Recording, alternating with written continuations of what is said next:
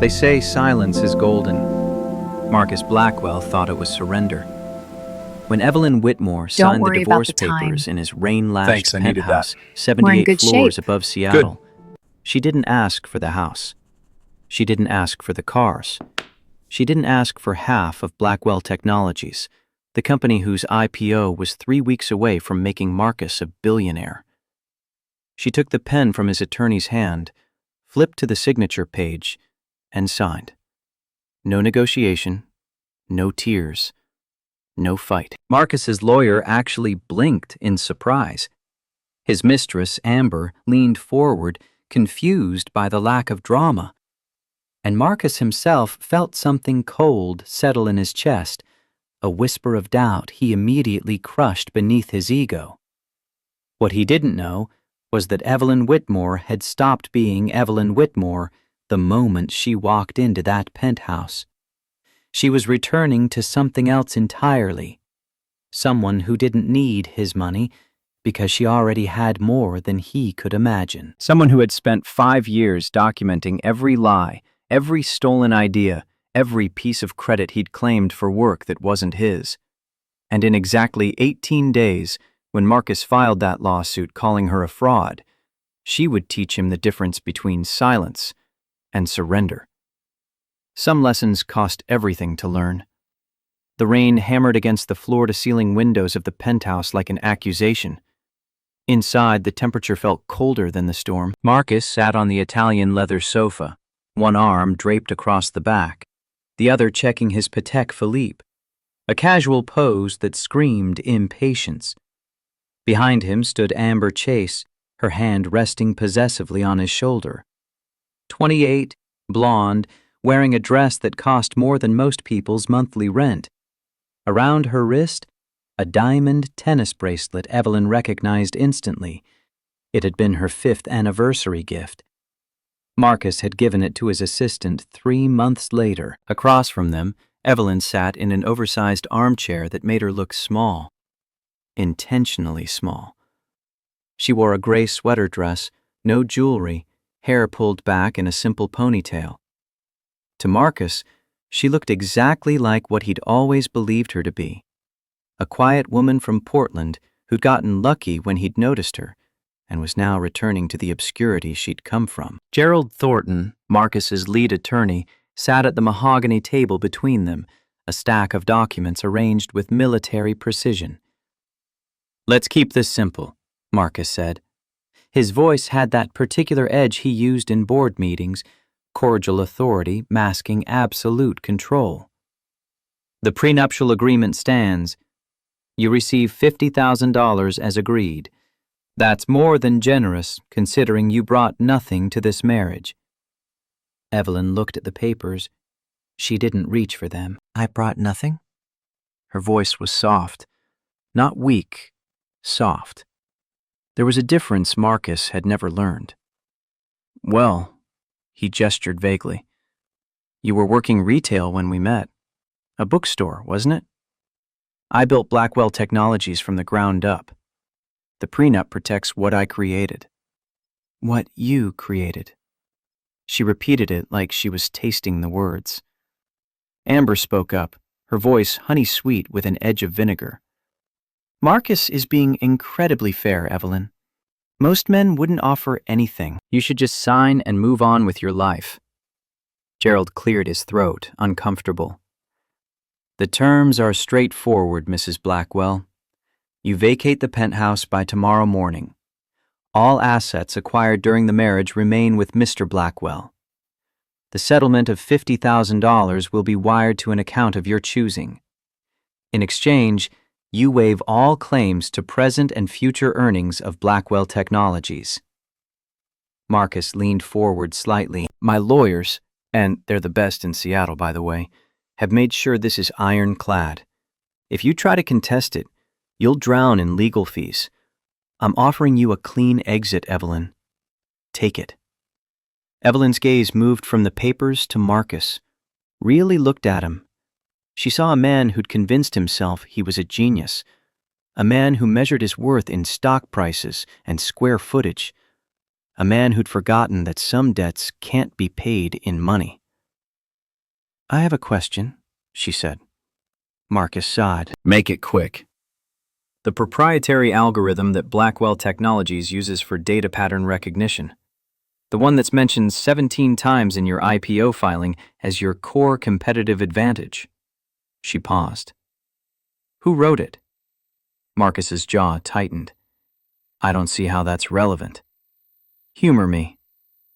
It's proprietary, he said. Developed by my engineering team over 3 years. And before that? Gerald shuffled papers, sensing something.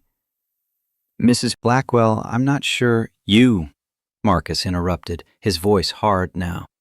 You're asking if you had some hand in it because you sat in on a few meetings. Let me be clear. Making coffee and looking pretty during pitch sessions doesn't make you a co-founder. Amber suppressed a laugh. Evelyn reached into her purse. Marcus tensed. He'd half expected hysterics, maybe thrown objects. His security team was on standby in the hallway, ready to escort her out if she became unstable. He wanted unstable. It would make everything so much easier. Instead, she pulled out a simple black pen. I just wanted to make sure we were clear, she said. About who created what. She picked up the document, didn't read it, didn't ask questions. She flipped through pages with the mechanical efficiency of someone signing a receipt at the grocery store, not dissolving a 5-year marriage. On the final page, she paused for just a moment. Then, the scratch of pen on paper. Evelyn A. Whitmore. She slid the folder back across the table. The silence that followed was absolute. Even the rain seemed to quiet. Marcus stared at the signature. This wasn't how it was supposed to go. He'd prepared for sobbing. He'd prepared for accusations, for threats, for desperate negotiations. He'd prepared to systematically dismantle every argument she made, to demonstrate, publicly if necessary, that she was nothing without him. Her compliance felt like an insult. You signed it? He heard the bewilderment in his own voice and hated it. Yes. Just like that? You understand what this means? He was standing now, though he didn't remember getting up. You walk out of here with $50,000 and whatever fits in a suitcase. No access to the accounts, no claim to the company, no place in Seattle society. You go back to being nobody. Evelyn stood, smoothing down her dress. I understand perfectly, Marcus. Then why? He stopped himself. Don't question it. She signed. You won. But it didn't feel like winning. I'll have my things out within the hour, she said, turning toward the door. 2 hours, Marcus snapped, trying to regain some sense of control. And Gerald will be present to document what you remove. I don't want any of my property going missing. She stopped, hand on the doorframe, didn't turn around. Your property, she said quietly. Of course. Then she walked out. Marcus stared at the empty doorway. Amber came around the sofa, wrapping her arms around him. Baby, you're shaking. What's wrong? You won. Had he? Then why did he feel like he'd just triggered something he didn't understand? Gerald was reviewing the signed papers, his expression troubled. Marcus, I have to say, that was unusually cooperative. What are you complaining about? She gave us everything we wanted. Exactly. Gerald looked up. In 30 years of practice, I've never seen a spouse with absolutely nothing to lose sign this quickly. People fight for principle, even when they know they'll lose. She didn't even try. Marcus grabbed his scotch from the sidebar, drained it. She's in shock. Or she's smarter than she looks. Either way, she's gone. And Blackwell Technologies is protected. That's all that matters. Is it? Gerald gathered his papers. I'll file these tomorrow. But Marcus, I'm going to run a standard post-separation background check. Just routine. Fine, check whatever you want. You won't find anything. Evelyn Whitmore is exactly what she appears to be, a woman who got lucky for 5 years and is now going back to her real life. But as Gerald left and Amber excused herself to make drinks, Marcus stood alone in his living room and felt that cold knot in his chest tighten. On the coffee table, under the edge of the signed papers, he noticed something. A business card. He picked it up. Plain white cardstock. No company name, just a phone number and 4 words in understated script. For when you're ready. No signature. No name. Marcus turned it over. Nothing. He threw it in the trash and poured himself another drink. Upstairs in the master bedroom that was no longer hers, Evelyn moved with quiet precision. She didn't open the walk-in closet where designer dresses hung with tags still attached, gifts from Marcus for events where she was expected to look successful but stay silent. She didn't box up the jewelry he'd given her for photographs and taken back for safekeeping. She went to the far corner of the bedroom, to the built-in bookshelf Marcus never touched. Books were too analog for him, too slow. She pulled out a leather-bound copy of Meditations by Marcus Aurelius, a gift from someone who'd actually known her before all this. Inside the hollowed-out center, a passport, a phone, and a black credit card with no numbers. Just a small embossed hawk on brushed titanium. She checked the passport. The photo was her, but the name was different. Not Whitmore. Not the name she'd been born with either. This was something in between. A bridge identity she'd created when she'd first decided to disappear into Marcus Blackwell's world. The phone powered on, showing a single unread message from a contact labeled only with a letter, H.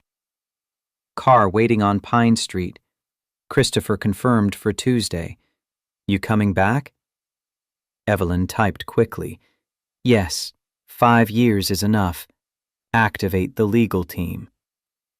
She slipped the passport and phone into her purse, left the book on the shelf. Let Marcus wonder about that detail, if he ever noticed. In the bathroom, she changed out of the gray dress into jeans and a simple black sweater, pulled her hair out of the ponytail, let it fall naturally, looked at herself in the mirror. 5 years. 5 years of making herself smaller, quieter, less threatening. 5 years of watching Marcus take credit for strategies she'd whispered to him over breakfast, for connections she'd facilitated through her family's network, for insights she'd provided and he'd presented as his own brilliance. She'd done it for a reason. A calculation. At 27, fresh from Wharton, she'd seen potential in a struggling tech startup and a charismatic founder who didn't yet know he was in over his head. She'd offered partnership, real partnership, 50-50, her capital and connections in exchange for equity and recognition. He'd offered marriage instead. Partners in life and business, he'd said. We'll build this together. She'd been naive enough to believe him, smart enough to document everything. The mirror showed someone different now. Older, yes, but also harder, clearer. She walked downstairs, past the living room where Marcus and Amber's voices drifted out, celebration already underway, and out the service entrance. The rain had softened to drizzle. She walked 2 blocks to Pine Street, where a black Cadillac Escalade idled against the curb. The driver stepped out immediately.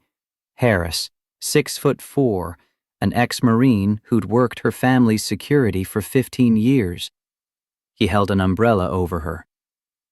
Welcome back, Miss Hartley. Evelyn let herself smile for the first time in hours. It's good to hear my real name again, Harris. Where to? 4 Seasons. My uncle has the top floor reserved. She slid into the back seat. And Harris, call Christopher Vaughn in London. Tell him Mr. Blackwell will be filing a fraud lawsuit within 2 weeks. Tell him I want to be ready. Harris met her eyes in the rear-view mirror. You sure about this, ma'am? Once it starts, I'm sure. She looked out at Seattle's glittering skyline. Marcus wants a public trial? Let's give him one. But on my terms, with my attorneys, and with every piece of evidence I've spent 5 years collecting. The Escalade pulled away from the curb, away from the penthouse, away from Evelyn Whitmore. Evelyn Hartley was going home. 3 days later, Marcus hosted a celebration aboard his yacht, the Dominion. The divorce was finalized. The IPO roadshow was launching next week. Blackwell Technologies was valued at $1.8 billion, and Marcus owned 72%. The deck glowed with string lights and the soft buzz of Seattle's elite mingling with tech investors. Amber wore red Versace and played her new role perfectly. The supportive partner, the upgrade, the future Mrs. Blackwell. Marcus stood at the rail with a scotch, watching the lights of the city reflect off Elliott Bay. He should feel triumphant. Instead, he felt unsettled. Gerald found him there, carrying a tablet and wearing an expression Marcus had learned to dread. We need to talk. Can it wait? I'm celebrating. No. Gerald pulled him away from the crowd, toward the bow where the music didn't reach. I ran the background check on Evelyn, like I said I would. And, let me guess, she lied about her education, her family's dead, she's actually from some trailer park in Idaho. Marcus, she doesn't exist. The scotch suddenly tasted wrong. What do you mean? Gerald opened his tablet. Evelyn Whitmore, born in Portland, Oregon, according to the marriage license. Birth certificate checks out, barely. It's a good forgery, but it's a forgery. The hospital has no record. The attending physician died in 2003. So she faked her birth certificate. People do that for the high school she claimed to attend burned down in 1998. All records destroyed, conveniently. The University of Oregon has no record of her in their registrar. The bookstore where you supposedly met her? I called. They've never heard of her. Marcus set down his drink. You're telling me my wife of 5 years is a ghost? I'm telling you the woman you married had a completely fabricated identity, professional level, the kind that requires serious resources and expertise. She's a con artist. Marcus felt anger rising, clarifying his thoughts. That's why she signed so fast. She didn't want discovery. She wanted out before I figured it out. If she's a con artist, she's the worst one I've ever seen. Cons take half. She took 50,000. Then what is she? Gerald hesitated. I had a contact at a private intelligence firm run a deeper check. When they input her biometric data from the passport photo we had on file, the system flagged a security block. High-level clearance, Marcus. The kind you see for people in witness protection or other situations. Other situations? People the government wants to keep very quiet. Marcus's mind raced. 5 years. 5 years of marriage to a woman whose entire identity was fake. He thought about the meetings she'd sat in on, the pitches she'd heard, the proprietary information she'd had access to.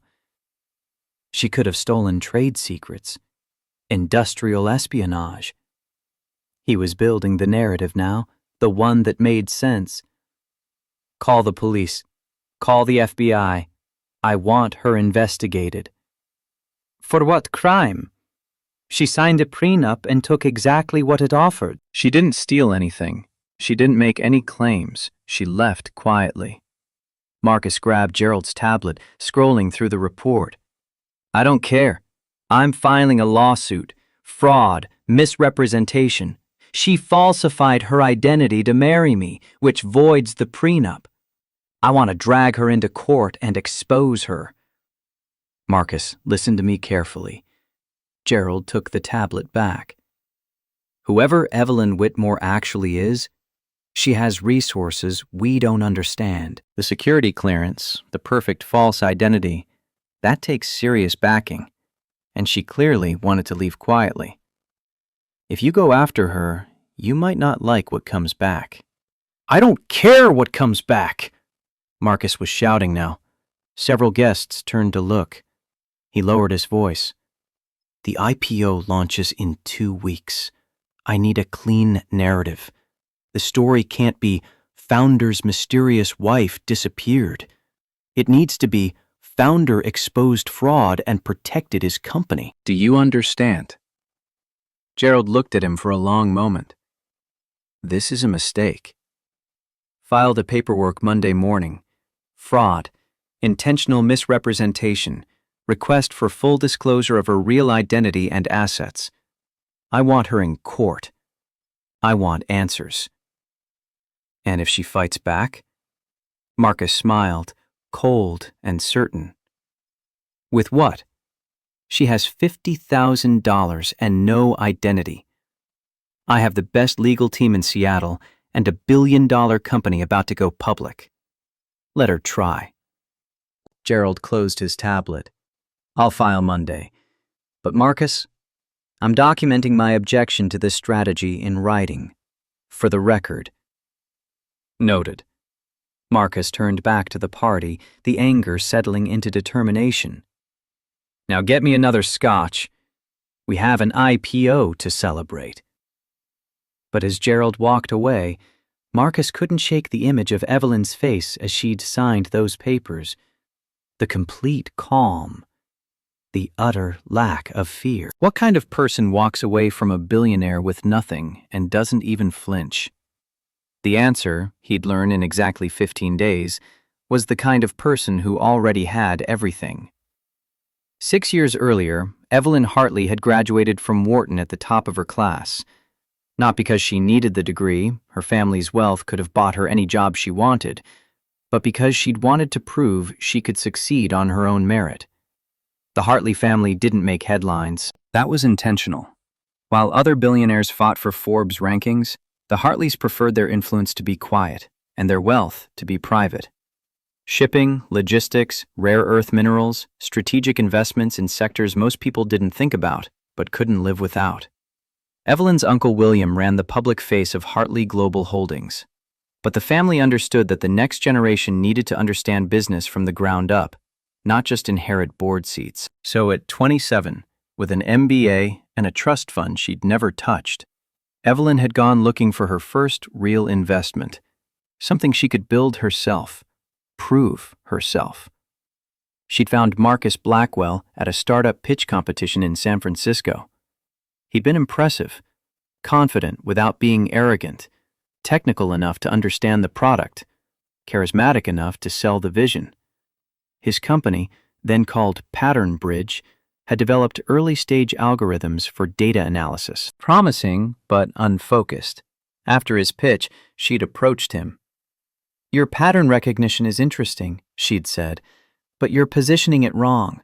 Enterprise clients don't want another analytics tool. They want risk prediction. Show them how your algorithm prevents problems, not just analyzes them. Marcus had blinked. Who are you? Someone who might invest, but only if you're smart enough to listen. They'd gotten coffee, then dinner, then a partnership proposal. Evelyn had offered $2 million in seed funding, plus access to her network of potential clients. In exchange, 40% equity and a formal role as strategic advisor. Marcus had countered, marry me instead. She'd laughed. I'm serious. So am I. Look, I've been through the VC circuit. They give you money and then try to run your company. But you think like an operator. The rebranding idea alone is worth millions. If we're partners in business, we might as well be partners in everything. 50-50, life and work. It had seemed romantic at the time, a partnership of equals, build something together. She'd said yes. The first year had been good. She'd rebranded the company to Blackwell Technologies, his name but her strategic direction. She'd introduced him to clients through her family's network, opened doors he couldn't have reached himself. She'd restructured their data model to focus on risk prediction for healthcare and finance. Revenue had tripled. But somewhere in year 2, something shifted. Marcus started introducing her as my wife instead of my partner. At board meetings, she was asked to take notes instead of present strategy. When reporters interviewed him about the company's success, her name disappeared from the narrative. It's optics, he'd explained. Investors get nervous about husband-wife teams. They think it's unsophisticated. Just let me be the face. You know you're the brain behind it. She'd believed him for a while. By year 3, Marcus was rewriting history entirely. In interviews, he claimed he'd developed the risk prediction model. He'd always known healthcare was the right market. The company's success was his vision, his execution, his genius. Evelyn had started documenting. Every email where she'd outlined strategy, every text message where she'd suggested a pivot, every board presentation she'd drafted that Marcus had delivered word for word as his own. She'd also started noticing other things. Offshore accounts he thought she didn't see. Meetings with investors where he inflated user numbers. Small lies that became bigger ones. When she'd found him with Amber in his office after a late board meeting, it had almost been a relief. A clean reason to end what had already become intolerable. But Marcus had moved first, filing for divorce and wielding the prenup like a weapon. The prenup she'd signed because she'd trusted him. The prenup that gave her nothing. He'd thought he was protecting his company. He didn't realize she'd spent 3 years protecting herself. The lawsuit filing made headlines exactly as Marcus intended. Tech mogul sues ex-wife for fraud. Claims mystery woman falsified identity. Blackwell Technologies founder. I was deceived. The narrative was perfect. Marcus as victim. Successful. Trusting. Betrayed by a woman who'd lied about everything. The public ate it up. On financial news. This raises serious questions about corporate governance. If Blackwell couldn't verify his own wife's identity, what does that say about his due diligence? On social media, Gold Digger didn't even get the gold. On relationship blogs, this is what happens when women don't bring anything to the table. Evelyn stayed silent. Didn't respond to reporter calls. Didn't release a statement. Didn't appear in public. Her silence was interpreted as guilt. Marcus did a carefully staged interview with a Seattle business journalist, sitting in his office with Amber nearby, but not too close. The devoted assistant, nothing more. I trusted her completely, he said, looking genuinely hurt. I thought I knew her. Learning that even her name was fake, it's devastating. But I have to protect my company, protect the investors who believe in us. I owe them transparency. The interviewer had nodded sympathetically. The IPO launches next week. How will this affect the offering? We're confident the market understands this was a personal matter, not a corporate one. Blackwell Technologies' fundamentals are strong. Our technology speaks for itself. What Marcus didn't notice was the legal filing that landed in Gerald's inbox that afternoon. Notice of representation. Christopher Vaughan, Vaughan Sterling and Rhodes, LLP, London, on behalf of Mrs. Evelyn Whitmore, respondent. Gerald had immediately called Marcus. We have a problem. What now? She hired Christopher Vaughan. Silence on the line. Tell me that's not the Christopher Vaughan. The same. He's flying in from London. Marcus, his retainer alone is $500,000. How is she affording? I don't care. She's bluffing. Probably found some pro bono arrangement, called in a favor. Christopher Vaughan doesn't do pro bono, and he doesn't do favors. He only takes cases he knows he can win. Gerald's voice was tight with worry. I'm telling you, we should drop this. Settle quietly, give her the $50,000 and walk away. Absolutely not.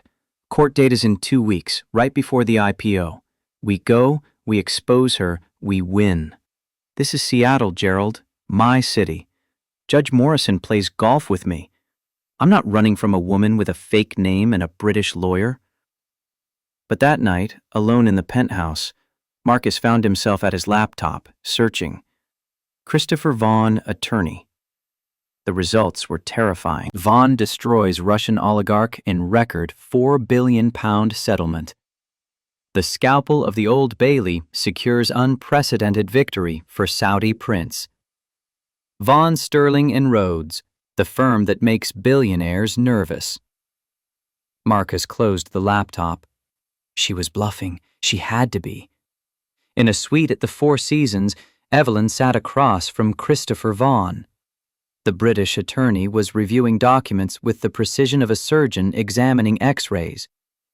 "Everything you've given me is excellent," he said. "The emails, the presentations, the documented strategy sessions. We can prove you were far more than a silent partner." "That's not why I hired you, Christopher." He looked up. "No? I don't want to prove I helped build the company. I want to prove he can't run it without me." She opened her own laptop, turned it toward him. 3 years ago, I discovered irregularities in the company's financial reporting. He's been inflating user metrics to investors, hiding losses in subsidiary companies. And he's routing profits through offshore accounts to avoid taxes. Christopher's expression didn't change, but his eyes sharpened. "You have documentation?" "Every transaction, every falsified report, every lie told to the SEC.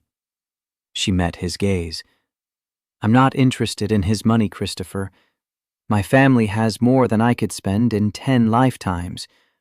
But I want him to understand exactly what he threw away when he decided I was disposable." "You want complete destruction. I want truth, which, in Marcus's case, amounts to the same thing." Christopher smiled, the cold, precise smile of a man who'd just been handed an unlosable case. "Then let's give Mr. Blackwell the trial he's asking for." 2 weeks passed like a countdown clock. Marcus spent them doing interviews, refining his victim narrative, and watching Blackwell Technologies' IPO valuation climb. $1.8 billion became $2. $1 billion, as investors saw the headlines and interpreted them as a CEO protecting shareholder value. The legal strategy was simple. Expose Evelyn's fake identity, prove she'd married him under false pretenses, void the prenup, and sue for any corporate information she might have stolen. Gerald had assembled a team of 3 junior attorneys to comb through every digital trace of Evelyn Whitmore. They'd found nothing. No social media footprint before she'd met Marcus. No credit history. No employment records beyond the bookstore that didn't exist. It was as if she'd materialized 6 years ago, fully formed, married him, and disappeared again. "It actually helps our case," Gerald had said, though he didn't sound convinced. "Shows premeditation. She created this identity specifically to target you." Marcus had agreed, but in quiet moments, and there were more of those than he'd admit, he wondered, if she'd wanted to con him, why leave with nothing? If she'd wanted corporate secrets, why wait 5 years and then walk away empty-handed? The questions gnawed at him. Tuesday morning arrived, cold and clear, the kind of Seattle day where the sky was so blue it looked artificial. Marcus dressed carefully, charcoal Tom Ford suit, white shirt, understated tie. Amber had helped him pick it out. "You look like a man who has nothing to hide," she'd said, straightening his collar. Honest, successful, wronged. The narrative. They arrived at King County Superior Court at 8:30 a.m. The media presence was even bigger than Gerald had predicted. Satellite trucks from CNN, Bloomberg, local stations. The divorce lawsuit of a billionaire on the eve of his IPO was too good to ignore. Marcus stepped out of his Mercedes, waved to cameras with a practiced expression of somber determination. Amber walked beside him in a cream suit, professional, supportive, but not too close. The optics had to be perfect. "Mr. Blackwell, is it true your wife stole trade secrets? Mr. Blackwell, will this affect the IPO? Marcus, over here!" He paused at the courthouse steps, exactly as his PR team had coached. "I can't comment on active litigation. I just want truth and transparency. That's all I've ever wanted." Inside, the courtroom was already filling. Reporters in the gallery, curious onlookers, a few investors Marcus recognized. Judge Morrison's bailiff directed them to the plaintiff's table. Marcus sat, Gerald beside him, two junior attorneys flanking them with banker boxes of evidence. 8:45 a.m. The courtroom settled into anticipatory quiet. 8:50 a.m. No sign of Evelyn or her attorney. Marcus checked his Patek Philippe. She's late. Gerald was sweating despite the air conditioning. Maybe she's not coming. Maybe she'll default. All the better. We win, she looks guilty, story over. But Gerald was staring at the defense table. "Marcus, look." 3 people had entered through a side door. Not Evelyn, her legal team.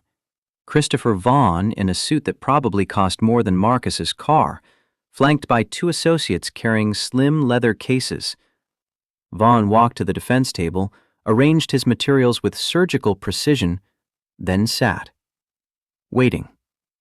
He didn't look at Marcus, didn't acknowledge the gallery, just waited. Marcus felt something cold in his chest. 8:55 a.m. Judge Morrison entered. Everyone stood. "Be seated.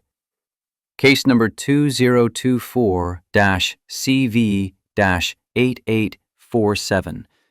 Blackwell versus Whitmore. Petition for fraud and contract nullification." The judge looked at the defense table. "Counselor Vaughn, where is your client?" Christopher Vaughn stood. "En route, Your Honor. We request a brief continuance of 10 minutes. This court convened at 9 a.m. sharp, Counselor. Your client should—" The building shook. It wasn't an earthquake.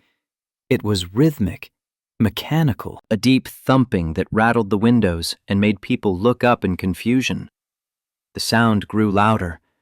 A reporter in the back stood up, looking out the tall courtroom windows. Is that a helicopter?" Outside, chaos erupted.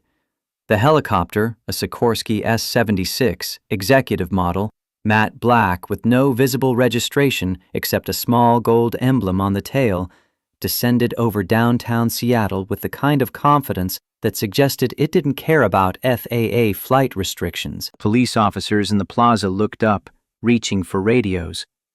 Before they could call it in, their radios crackled with an override. "All units stand down. Diplomatic transport, Hartley Alpha 1. Clearance code, Indigo 7 X-ray. Do not approach the aircraft." Diplomatic? One officer looked at his partner. Since when do diplomats land helicopters in courthouse plazas? Since someone makes a phone call we're not high enough to question. The helicopter touched down in the center of the public plaza, exactly where the morning food vendors had been setting up 20 minutes earlier. They'd been cleared by men in dark suits who'd appeared with federal badges and polite but non-negotiable instructions to relocate.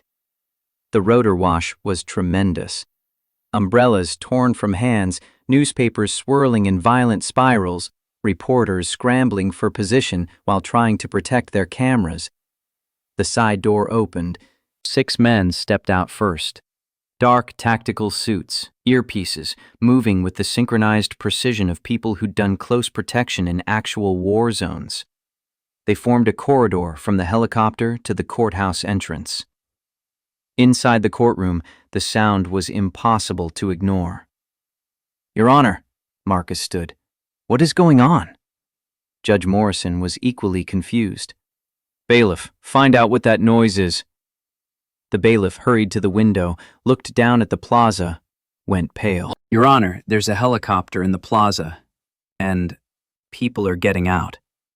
The heavy courtroom doors didn't swing open. They were pushed wide by two of the security personnel. Then came the sound. Click, click, click. Heels on marble, slow, deliberate, echoing in the suddenly silent courtroom. Marcus turned in his chair, a smirk already forming. Here came Evelyn, trying to make some dramatic entrance, probably in a rented dress, playing pretend. It was almost sad. Did she really think theatrics would... The woman who appeared in the doorway made his thoughts stop mid-sentence. It was Evelyn. But it wasn't. The Evelyn he knew wore Target dresses and drugstore makeup. The Evelyn he knew made herself small, apologetic, invisible. This woman owned gravity. She wore a navy dress, not flashy, but structured in a way that suggested it had been made specifically for her body by someone who charged 5 figures for the privilege. Over her shoulders, a white cashmere coat that moved like water. Her hair, usually pulled back in that severe ponytail, fell in a glossy, dark cascade. Professional styling, the kind that took 2 hours and a team. But it was the jewelry that made the air leave the room. Around her neck sat a sapphire and diamond necklace that Marcus recognized from a museum exhibition he'd attended in Vienna. The Hartley Legacy, the placard had said. On loan from a private collection, 19th century, insured for $4.2 million. The same piece, or an exact replica so expensive it might as well be the same. The sapphires caught the courtroom light and threw it back in cold blue fire. Evelyn, or whoever she actually was, walked down the center aisle.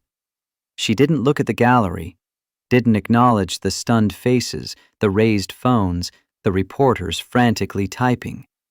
She looked straight ahead, moving with the unhurried confidence of someone who'd never had to rush for anyone. As she passed Marcus's table, her perfume reached him.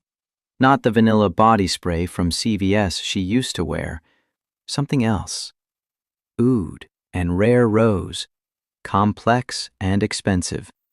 He recognized it because he'd smelled it once on a Saudi princess at a tech conference in Dubai. The woman had mentioned it was custom blended for her family, cost $3,000 per ounce. Behind Evelyn walked Christopher Vaughn. Behind him, a man Marcus didn't recognize. Distinguished, silver-haired, wearing a suit that probably cost more than Marcus's entire wardrobe. The security detail took positions along the walls, silent, watching. Evelyn reached the defense table. Christopher pulled out her chair. She sat, crossed her legs, and placed a single object on the table in front of her. A black credit card. Titanium. No numbers visible, just a gold hawk embossed in the corner. Marcus stared at it. That card. He knew what that was. He'd seen them exactly once, at a private wealth management seminar. Invitation-only cards for families with liquid assets over $100 million. The kind of thing that didn't have a credit limit because the people who carried them didn't think in terms of limits. Gerald was making a small, strangled sound beside him. Judge Morrison recovered first. He cleared his throat. "Counselor Vaughn, your client has arrived." "Indeed, Your Honor. Thank you for your patience. State her name for the record." Christopher stood. "Your Honor, my client would prefer to make that statement herself." The judge nodded. Evelyn leaned forward slightly, adjusting the microphone with one hand. Her voice, when it came, was different from what Marcus remembered. Deeper, clearer. The voice of someone accustomed to boardrooms and command. "Evelyn Hartley," she said. "Formerly Blackwell by marriage. Currently the acting chairwoman of Hartley Global Holdings." The courtroom gasped. Actually gasped. A collective intake of breath. Someone in the gallery whispered, "Hartley? Like Hartley Shipping?" Another voice, "Hartley Global. They're Fortune 50. A reporter, louder, The Hartley family is worth over $40 billion. Marcus felt the floor tilt. Hartley. The name clicked into place.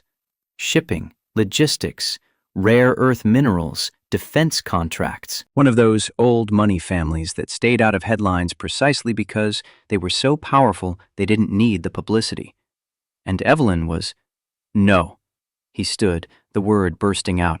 That's impossible. Her name is Whitmore, Evelyn Whitmore from Portland. She worked in a bookstore. Judge Morrison's gavel came down. Mr. Blackwell, sit down. Your Honor, she's lying. Mr. Blackwell, sit down now, or I will hold you in contempt. Marcus sat. Gerald was frantically typing on his tablet, searching Hartley Global Holdings, Evelyn Hartley. Results flooded the screen. Evelyn Hartley, MBA Wharton, appointed to board of Hartley Global.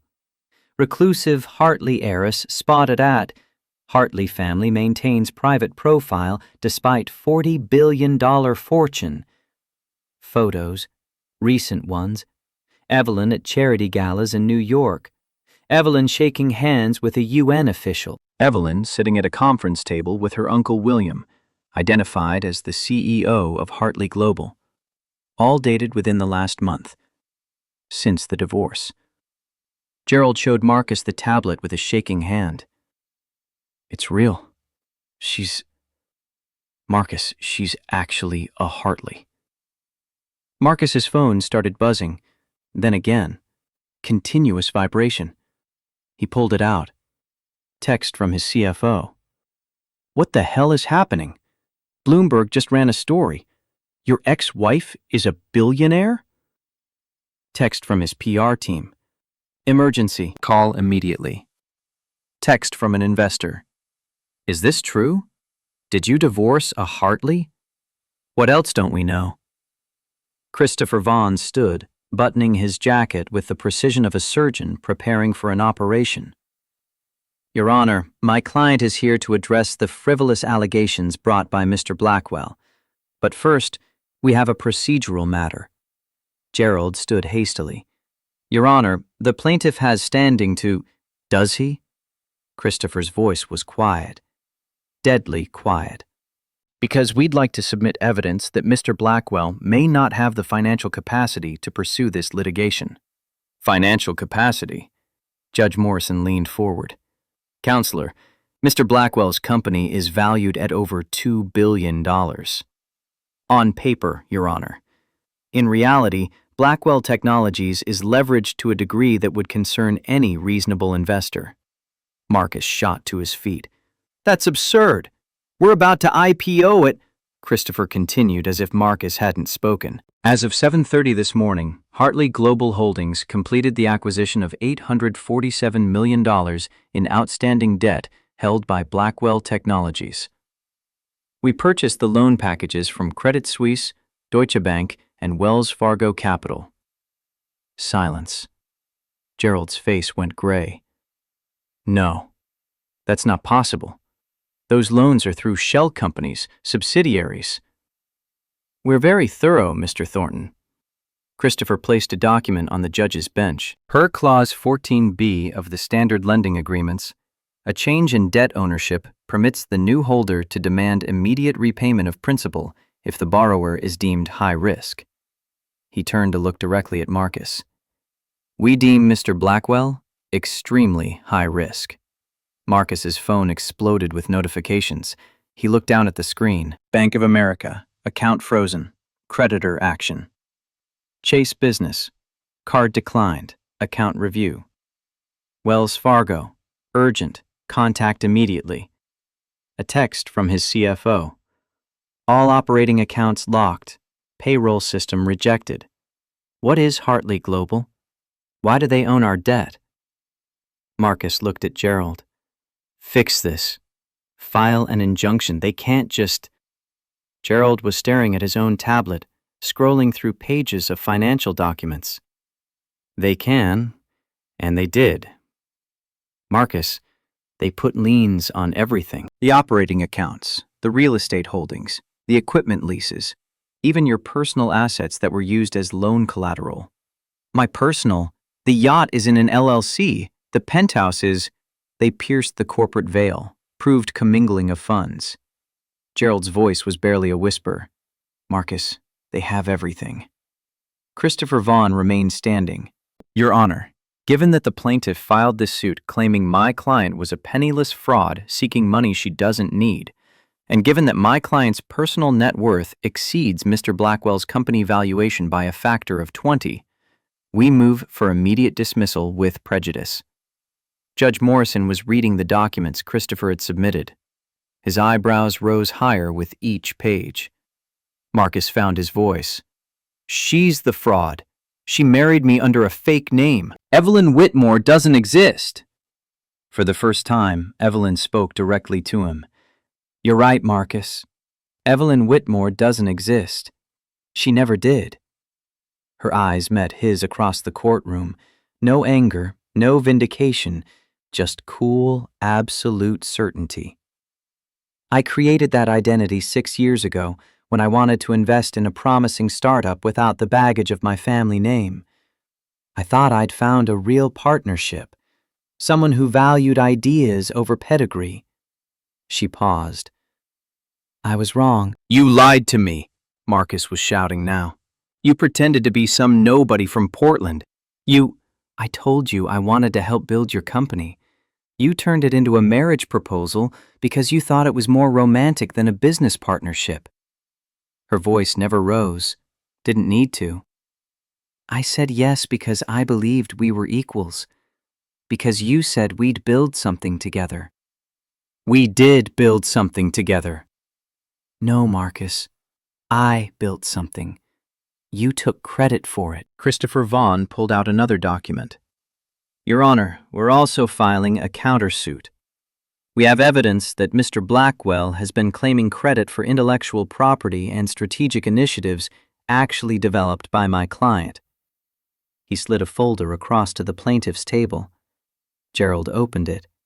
His face went from gray to white. What is this? Marcus grabbed the folder.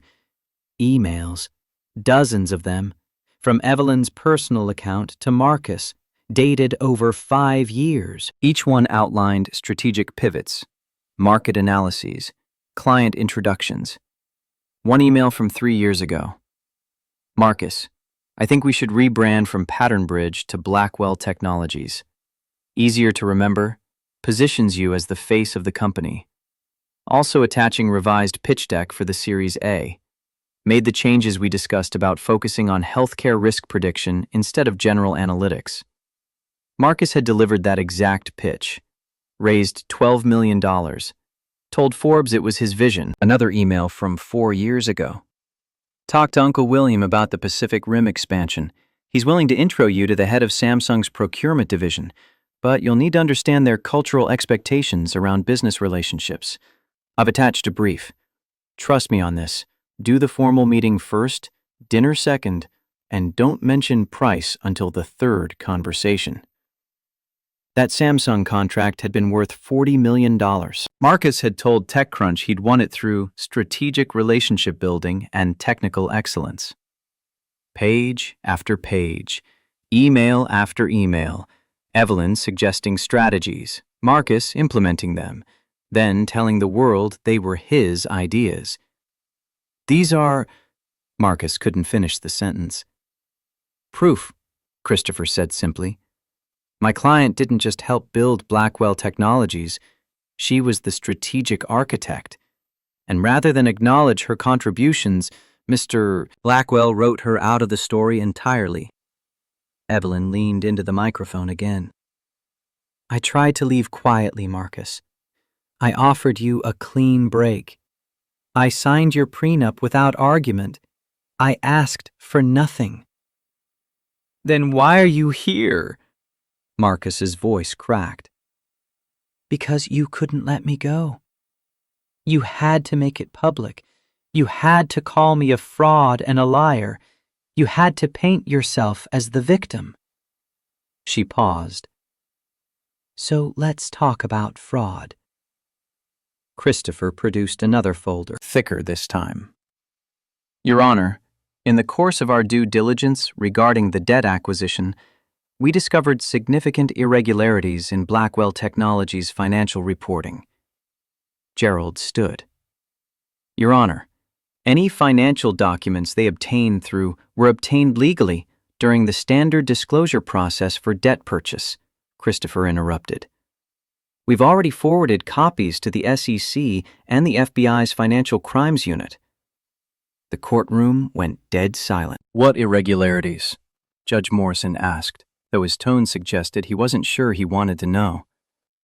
Tax evasion, securities fraud, misrepresentation to investors. Christopher's voice was clinical. Mr. Blackwell has been routing company profits through shell corporations in the Cayman Islands, approximately $63 million in unreported income over 6 years.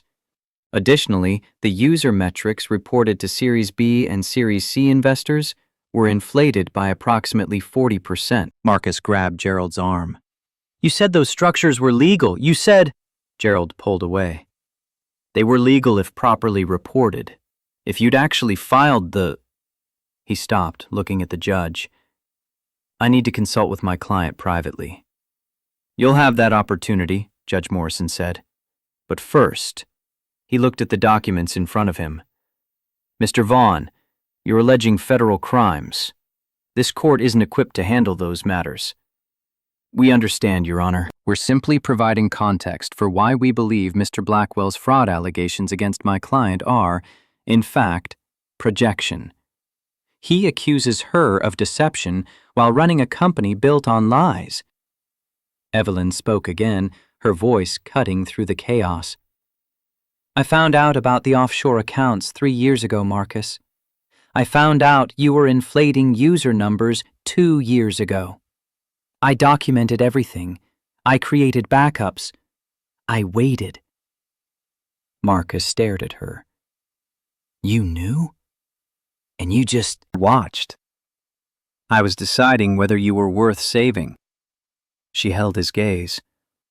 Whether the man I married was still in there somewhere, or if he'd been completely consumed by the man you wanted everyone to think you were. And? You answered that question when you gave Amber my grandmother's bracelet, when you introduced me as just my wife at board meetings, when you told Forbes you'd built the company with vision and determination and didn't mention my name once. She stood. The security detail shifted slightly, attentive. I don't want your money, Marcus. My family has more than I could spend in 10 lifetimes. She gestured to the documents spread across both tables. But I want the truth on record. I want everyone who reads about this case to know that Evelyn Whitmore was a fiction I created to give you a chance to be better than you were. And Evelyn Hartley is the woman you threw away because you couldn't handle the idea that your wife might be smarter than you. Judge Morrison's gavel came down. I've heard enough. Mr. Blackwell's fraud allegations are dismissed with prejudice. Mr. Blackwell, you are ordered to make yourself available for federal investigators. This court is adjourned. The gavel struck again. The courtroom erupted. Marcus sat frozen as reporters surged forward, shouting questions that blended into white noise. Miss Hartley, why did you hide your identity? Marcus, are you going to prison? Is the IPO canceled? How much did you really build the company? The security detail formed a wall around Evelyn. She walked toward the exit without looking back. Marcus tried to stand. His legs didn't quite work. Gerald was packing his briefcase with frantic, jerky movements. Where are you going? Marcus grabbed his arm. I can't represent you anymore. What? We're in the middle of... My firm has a conflict of interest. Gerald wouldn't meet his eyes. We represent Hartley Global in London, have for 15 years. I didn't know Evelyn was a Hartley. If I had, I would never have taken this case. So find another firm. Fix this. Gerald finally looked at him. Marcus, I don't think you understand what just happened. Your operating accounts are frozen. Your company can't make payroll. The SEC is going to investigate. The FBI is going to investigate. And every investor in your IPO just saw your ex-wife prove you're a liar on live television. She set me up. She documented your crimes. There's a difference. Gerald pulled his arm free. I'm sorry, Marcus. You're on your own. He walked away, navigating through the crowd of reporters. Marcus looked for Amber. She was near the gallery exit, typing on her phone, not looking at him. Amber! He pushed through the crowd toward her. We need to go. Get the car. She looked up. Her expression was carefully neutral. I can't do that. What do you mean? Just call the driver and... My corporate card was linked to your business account, which is frozen. My personal card was... She paused delicately. Well, I maxed it out last week on the Versace dress. Marcus stared at her.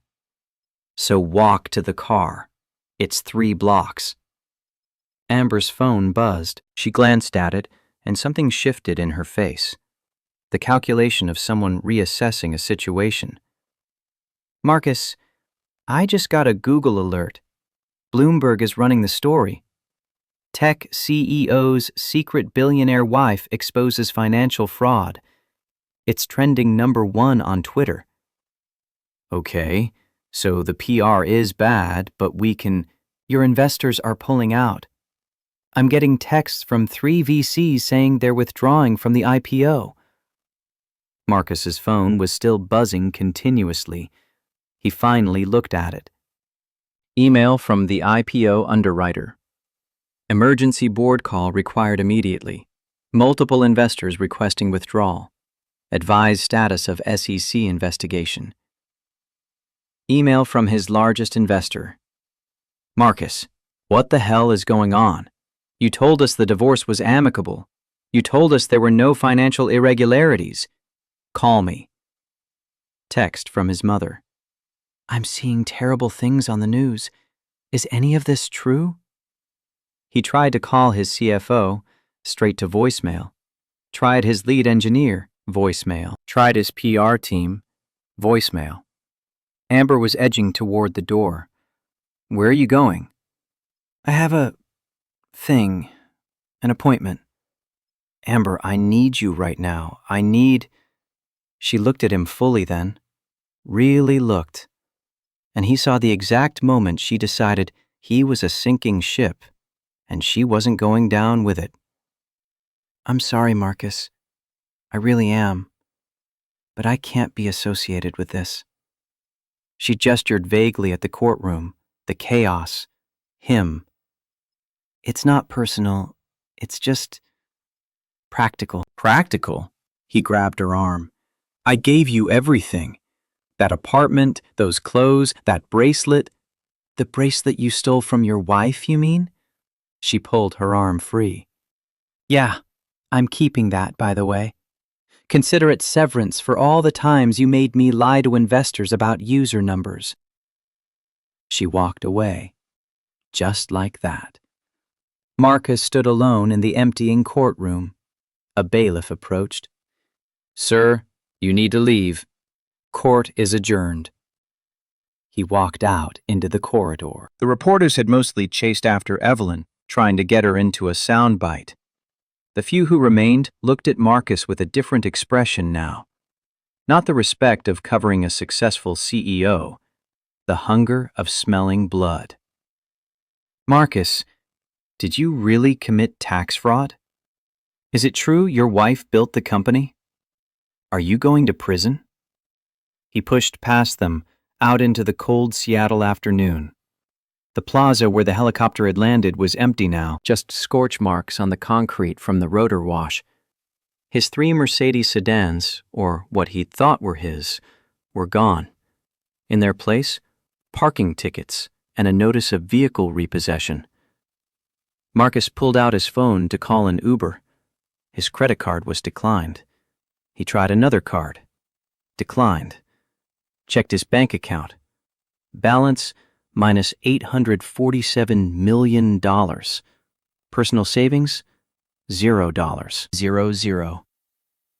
He stood on the courthouse steps, wearing a $5,000 suit, carrying a phone he wouldn't be able to pay for next month, and realized he didn't have enough cash in his wallet for bus fare. Somewhere above the city, a helicopter was carrying Evelyn Hartley back to whatever life she'd put on hold to give him a chance. And here, on the ground, Marcus Blackwell was learning what it felt like to have nothing. The difference was, she'd chosen it once. As a test, as an investment in what she'd thought was love. He hadn't chosen anything. This was just consequences. The Sikorsky lifted off from a private helipad on the outskirts of Seattle 40 minutes after leaving the courthouse. Inside, the cabin was quiet. Leather seats, sound dampening, the kind of space where you could think. Evelyn had changed into comfortable clothes, jeans, cashmere sweater. The Hartley Legacy necklace was back in its case. The armor was off. William Hartley sat across from her, reviewing documents on a tablet. "The acquisition is complete," he said. "Blackwell Technologies' debt is now entirely controlled by us.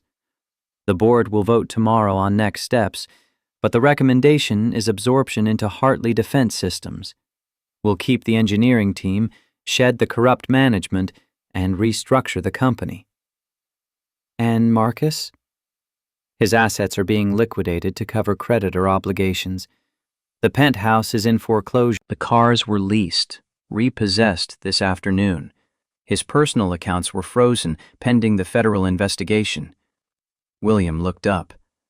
"The SEC has already opened a formal investigation. The FBI's Financial Crimes Unit is building a case. Conservatively, he's looking at 5 to 7 years in federal prison." Evelyn looked out the window at Seattle shrinking below. "I didn't want this." "Didn't you?"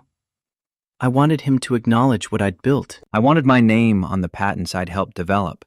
I wanted credit for the strategy I'd created." She turned back to her uncle.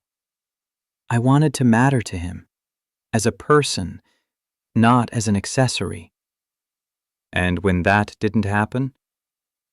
"Then I wanted justice." She met his eyes. "Is that wrong?" William closed the tablet. "You gave him 5 years to do the right thing.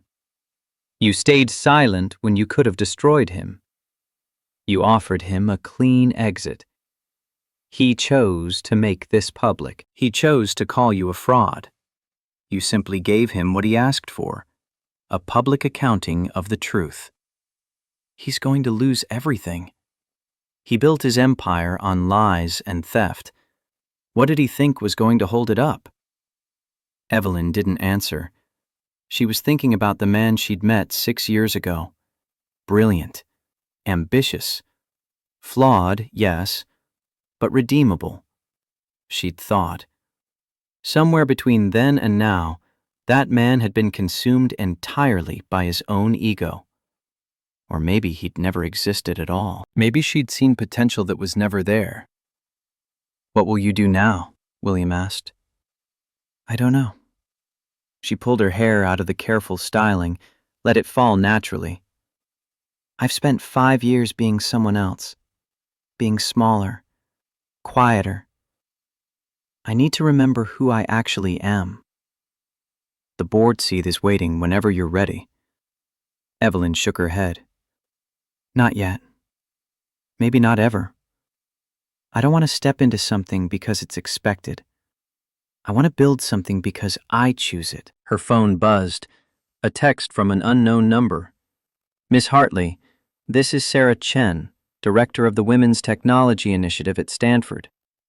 I saw the courthouse proceedings, what you did today, showing that women's contributions matter, that we deserve credit for our work. I can't tell you how much that meant to women in tech. If you ever want to talk about ways to support women founders, I'd be honored to connect." Then another. "This is Rebecca Torres from Women in Leadership Summit. Your story resonated with so many of us who've had our work stolen by male colleagues. Would you consider speaking at our conference? And another, Evelyn, you don't know me, but I'm a 28-year-old engineer who just watched a billionaire acknowledge his wife built his company. I've been letting my boss take credit for my code for 2 years. After today, I'm done. Thank you. Evelyn read them all.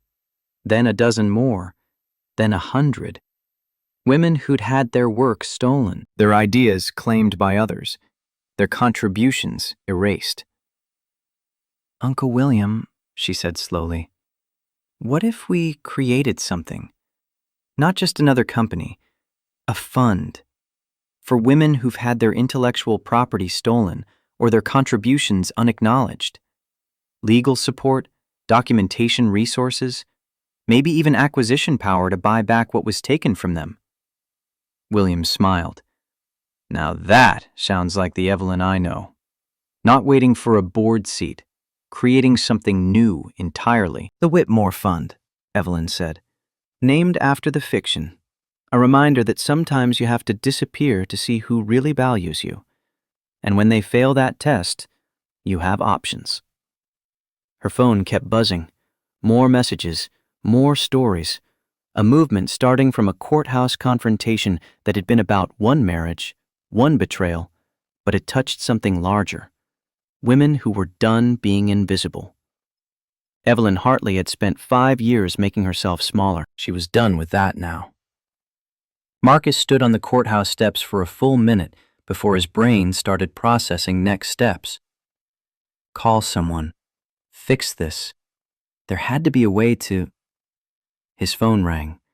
The IPO underwriter. He answered. David, listen, I can explain. The offering is dead.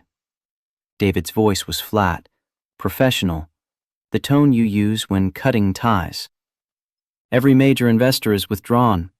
The SEC called me directly. They're opening an investigation into Blackwell Technologies' financial reporting. Marcus, did you really think you could hide $63 million in offshore accounts? Those accounts were set up by my financial advisors. I was told they were. I don't care what you were told. Our firm cannot be associated with securities fraud. The underwriting agreement is void. You're on your own. The line went dead. Marcus tried his lawyer again. Gerald's assistant answered. Mr. Thornton is unavailable. Tell him it's urgent. Tell him, Mr. Thornton has recused himself from your case due to conflict of interest. He recommends you seek new counsel. I'm emailing you a list of criminal defense attorneys. Criminal? I haven't been charged with... She hung up. Marcus looked at his phone. The list of attorneys came through. Names he didn't recognize. Bottom-tier firms. The kind you went to when the prestigious ones wouldn't touch you. A car horn blared. He looked up. His Mercedes, the one Gerald had driven, was being loaded onto a flatbed tow truck. Hey! Marcus ran toward it. That's my car! The tow truck driver, a thick-set man with grease-stained coveralls, checked his clipboard. Repo order, Hartley Financial Services. Vehicle title used as loan collateral. Loan called. I own that car! Says here you borrowed against the title last year. Creditor called the note. You got a problem? Take it up with them. He climbed into the truck cab. Marcus watched his $120,000 car disappear down 4th Avenue.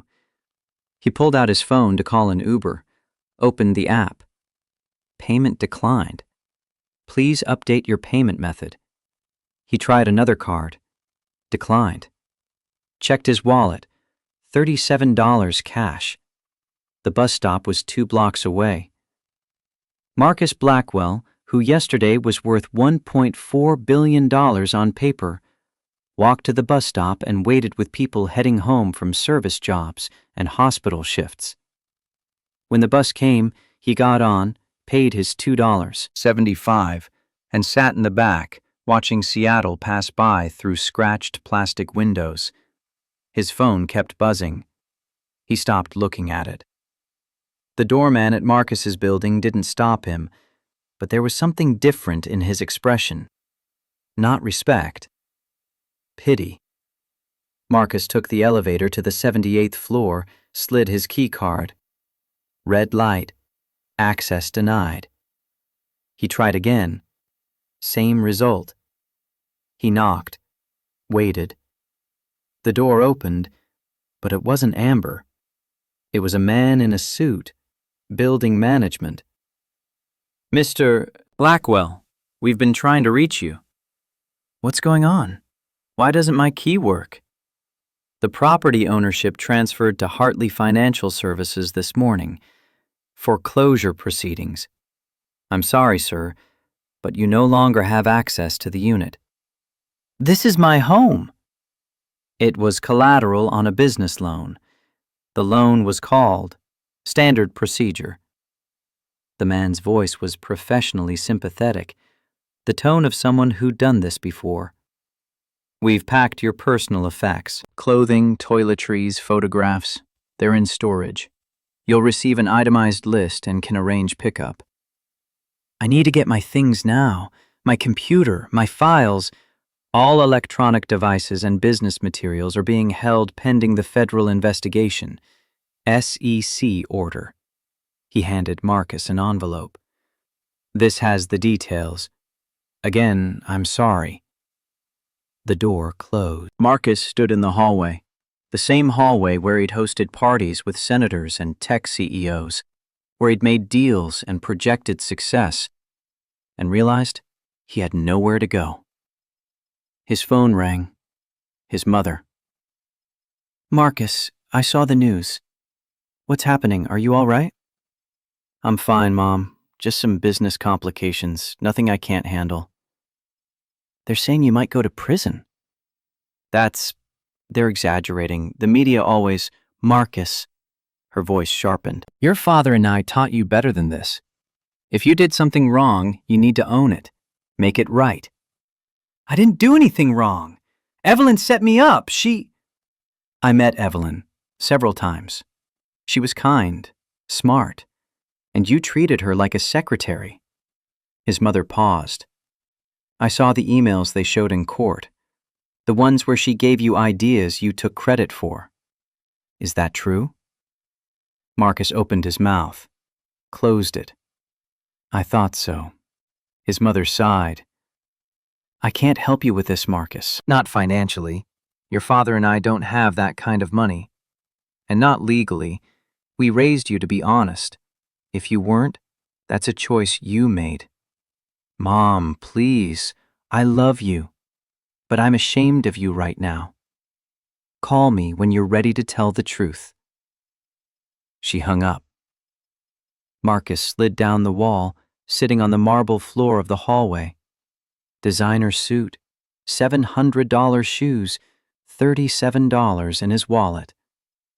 His phone buzzed one more time. A text from Amber. Sorry about earlier. Too harsh. But FYI, building management asked me to clear out too. I'm staying at the Four Seasons if you need to talk. Rooms under Michael Bergen's name. You remember him, the hedge fund guy from the yacht party? Turns out he's really interesting. Good luck with everything.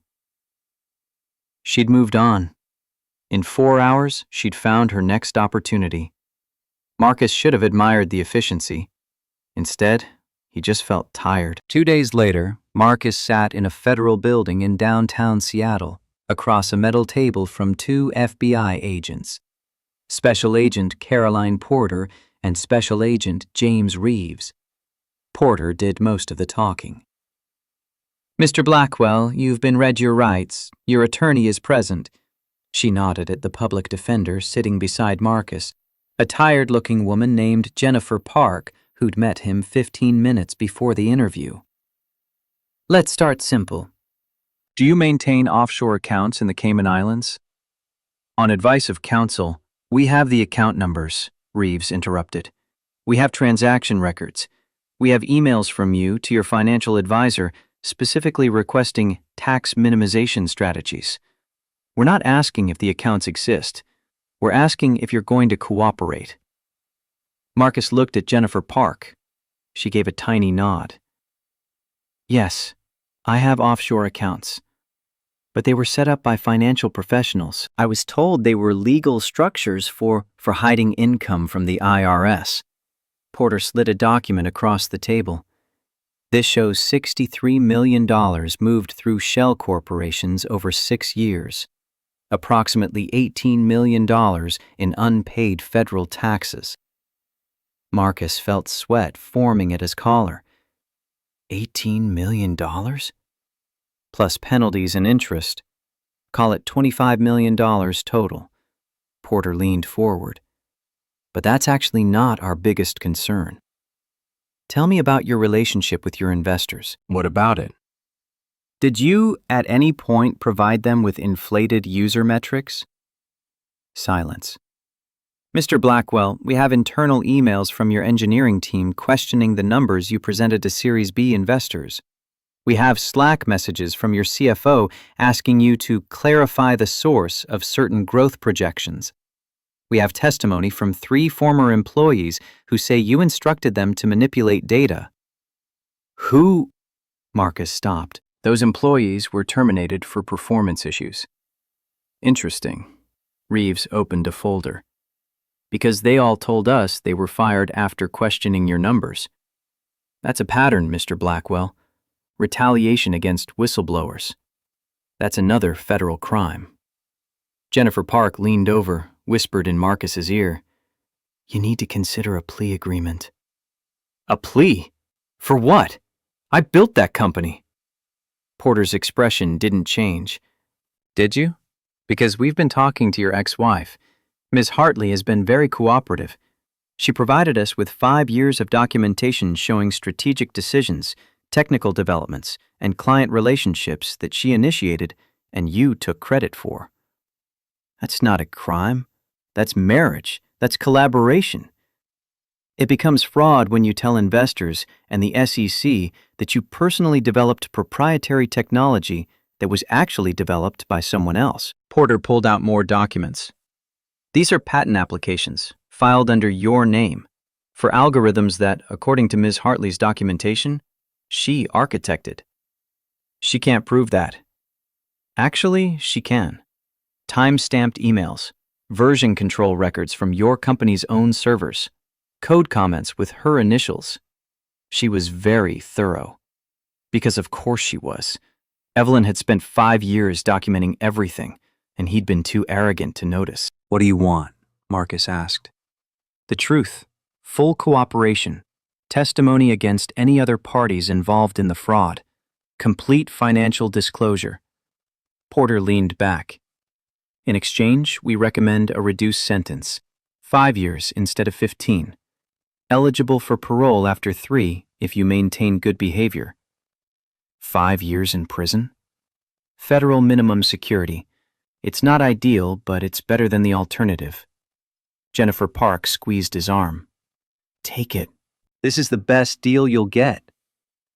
Marcus thought about fighting, about arguing that he'd built the company, that the ideas had been collaborative, that the offshore accounts were a misunderstanding. Then he thought about the emails, the documentation, the 5 years Evelyn had spent quietly collecting evidence while he'd loudly taken credit. He thought about standing in front of a jury and trying to explain why his wife's detailed, time-stamped records were wrong and his vague recollections were right. I want to think about it. You have 24 hours. Porter stood. After that, the offer expires and we proceed with the full prosecution. 15 to 20 years, Mr. Blackwell. Think carefully. That night, Marcus stayed in a motel near the airport. $89 a night, paid in cash. The room smelled like industrial cleaner and old cigarettes. He sat on the bed and finally looked at his phone properly. Hundreds of messages, most from reporters, some from former colleagues, all brief, all variations of "sorry to hear about your troubles." Nothing from his investors, nothing from his board. They'd all disappeared the moment the FBI had started asking questions. One email stood out, from his lead engineer, David Kim. Marcus, I don't know if you'll read this, but I wanted to say something. When you hired me, you told me we were building something revolutionary. And we did. The team is incredible. The technology is solid. But you should know, Evelyn was the one who convinced me to join. She called me personally, explained the vision, talked about the problems we could solve. You gave me the offer, but she gave me the reason to say yes. A lot of us knew that. We just didn't say it out loud because you were the CEO and she was, well, we didn't think her role mattered. We were wrong.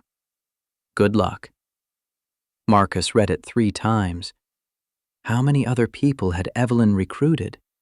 How many strategies had she whispered that he'd implemented? How many problems had she solved that he'd never acknowledged? He'd thought of her as support, as a helper, not as a partner. And when she'd finally asked for recognition, not money, not power, just acknowledgement, he'd given her a prenup and $50,000. His phone rang, unknown number. He almost didn't answer. Then, hello? Mr. Blackwell, this is Christopher Vaughn. Marcus sat up straighter. If you're calling to gloat, I'm calling with an offer. My client authorized me to make it, though she's not sure you'll accept. What kind of offer? Ms. Hartley is willing to testify on your behalf regarding the intellectual property issues. She'll confirm that the strategic initiatives were collaborative, that you contributed meaningfully to the company's direction, and that the patent applications, while primarily her work, included your input. Marcus waited for the catch. In exchange, you make a public statement acknowledging her role in building Blackwell Technologies. You correct the record. You tell the truth. That's it? She tanks the FBI's case against me for intellectual property fraud, and all I have to do is say she helped build the company? Correct the record, Vaughn repeated, specifically, publicly, in detail. You'll need to amend the patent applications to include her as co-inventor. You'll need to give interviews explaining her contributions. You'll need to make it clear that the company's success was a partnership, not a solo achievement. Why would she do that? You'd have to ask her, but I suspect it's because she never wanted to destroy you. She just wanted you to stop lying about who built what. Marcus thought about it. His ego screamed no.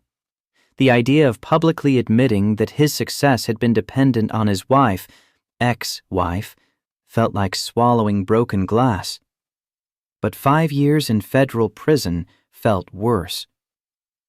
If I do this, the FBI drops the IP fraud charges? Ms. Hartley's testimony would undermine that portion of their case significantly. You'd still face tax evasion and securities fraud charges, but we estimate a plea deal of 3 years instead of 5, possibly less. 3 years. He could survive 3 years. I'll do it. I'll send over the statement for your review. Mr. Blackwell? Vaughn's voice softened slightly. For what it's worth, she didn't want to do this.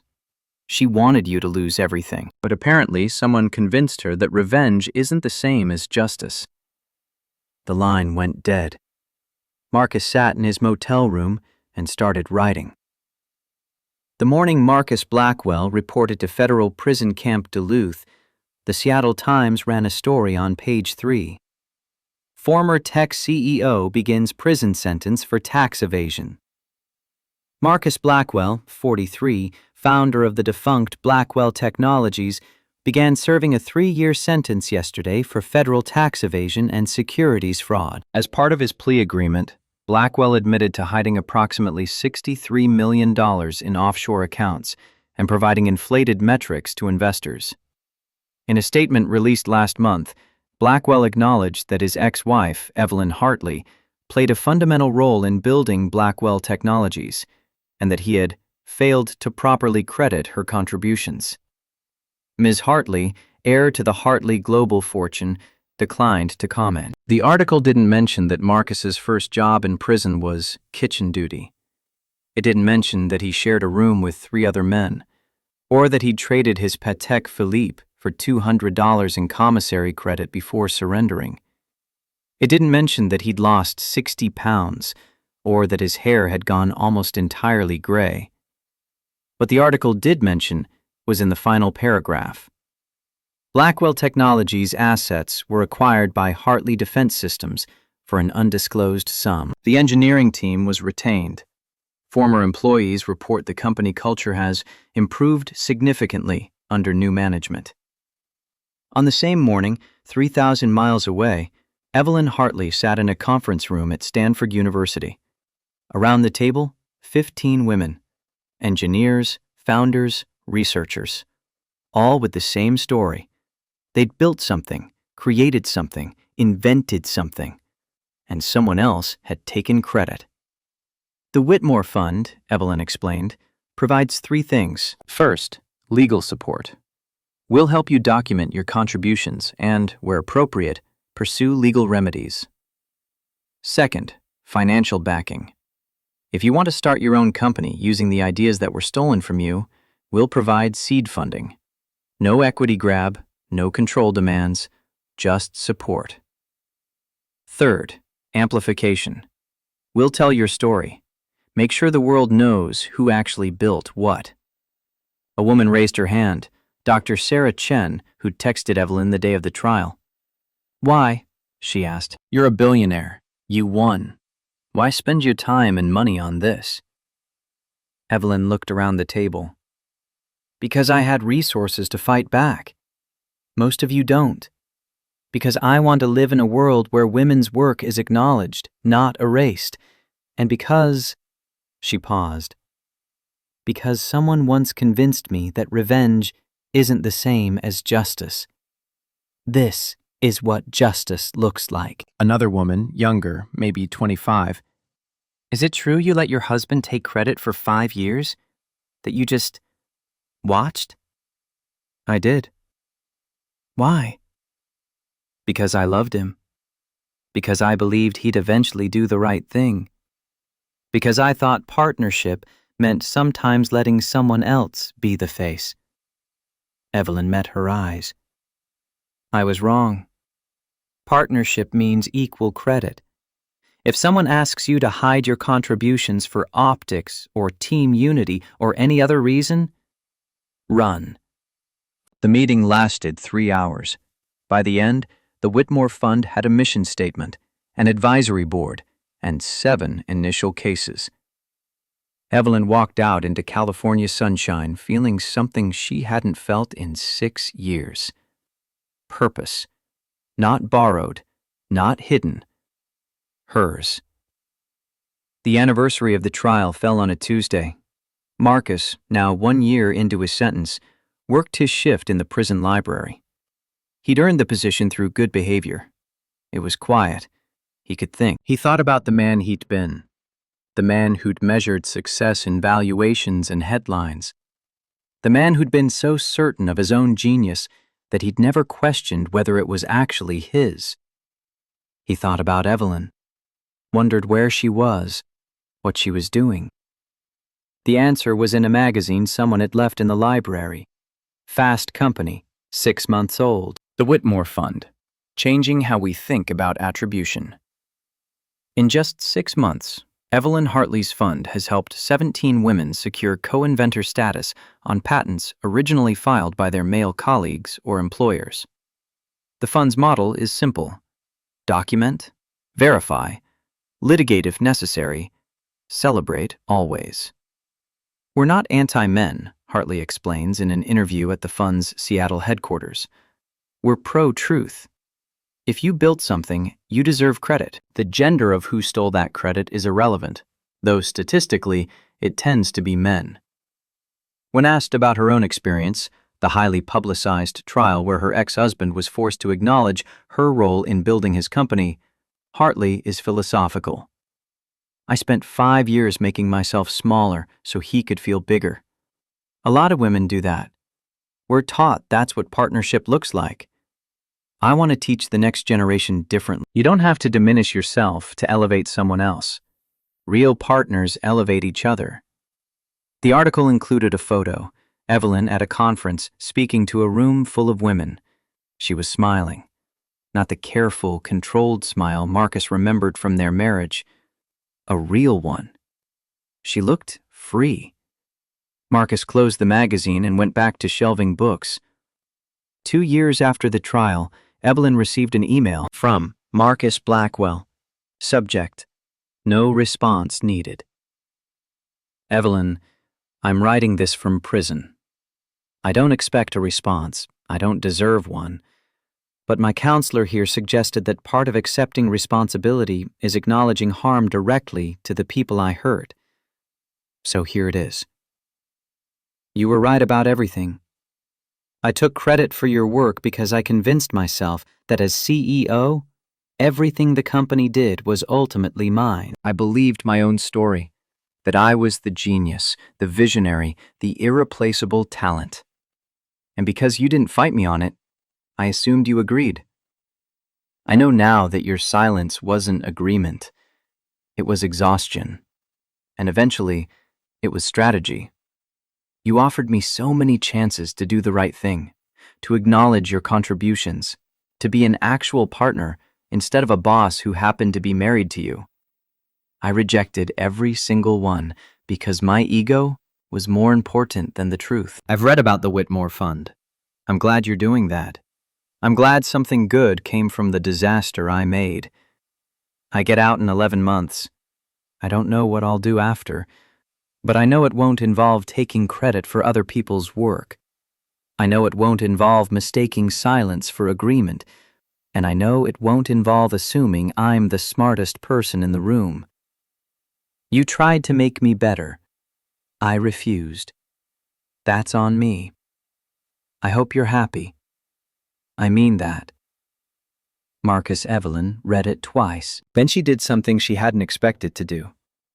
She replied, Marcus, I appreciate the email. I believe you mean it. What you did to me was wrong.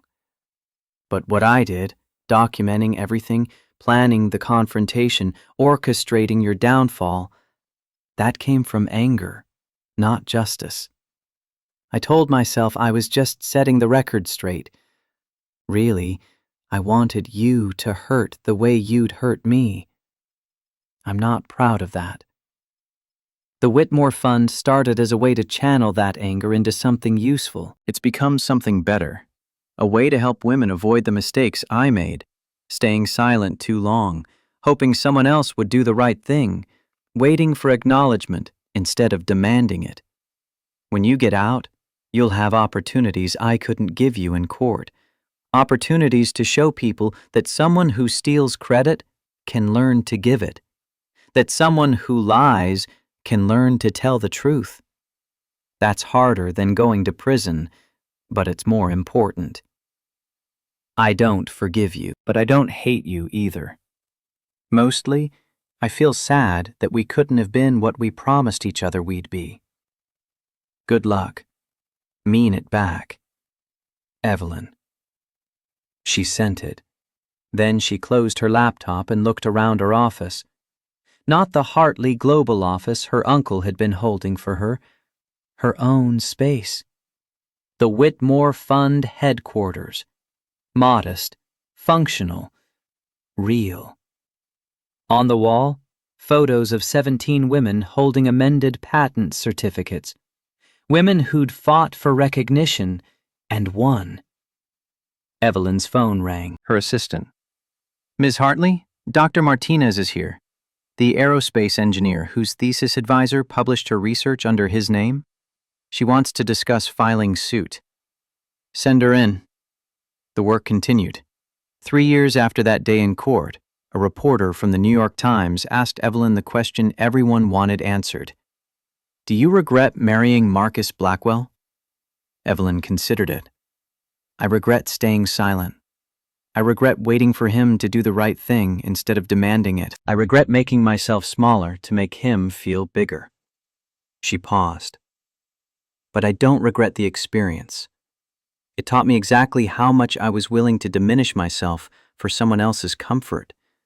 And it taught me that I'm done doing that. What would you tell women in similar situations? Document everything. Every idea you contribute, every strategy you suggest, every problem you solve. Date it, save it. Because if the time comes when you need to prove your worth, you'll have receipts. That sounds cynical. It's practical. Trust is beautiful. Evidence is necessary. And what would you tell Marcus Blackwell if you could say one more thing to him? Evelyn smiled. I'd tell him thank you. Thank you? For showing me exactly what happens when someone mistakes my silence for weakness. For teaching me that I don't need someone else's validation to know my worth. And for giving me a reason to build something that actually matters. She stood. The interview was over. One last question, the reporter called. If you could go back, would you still sign those divorce papers? Would you still take the $50,000 and walk away? Evelyn turned back. Absolutely. Because that's when I stopped playing his game and started playing mine. Best $50,000 I never spent. She walked out into New York sunshine, heading to a meeting with a quantum physicist who'd had her research stolen by her department chair, a case the Whitmore Fund was taking on pro bono. Somewhere in Minnesota, Marcus Blackwell was working as a financial literacy counselor at a community center, teaching people how to avoid the mistakes he'd made, building something honest. Finally. They'd never speak again. They didn't need to. Some marriages end in divorce, some end in transformation. This one ended in both. And in the quiet spaces between what was lost and what was built, Evelyn Hartley found exactly what she'd been looking for all along. Herself, undiminished, taking up all the space she deserved. The world listened.